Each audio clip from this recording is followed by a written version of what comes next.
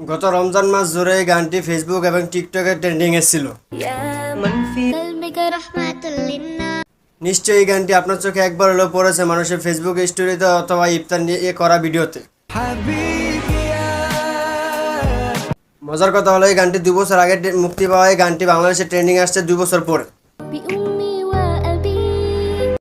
না, শুধু বাংলাদেশ বললে ভুল হবে, এটা অসংখ্য দেশের নাগরিকরা এই গানটার কভার ভাষণ তৈরি করছে।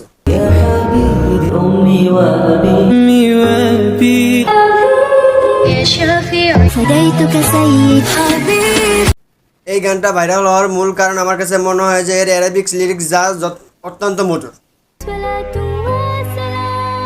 পাশাপাশি এই গানটা লিরিক্সের অর্থ কিন্তু চমৎকার, শুধু চমৎকার না, অত্যন্ত চমৎকার। এই গানটা লিরিক্সের অর্থ সহ যদি আপনি না শোনেন তাহলে বুঝতে পারবেন না।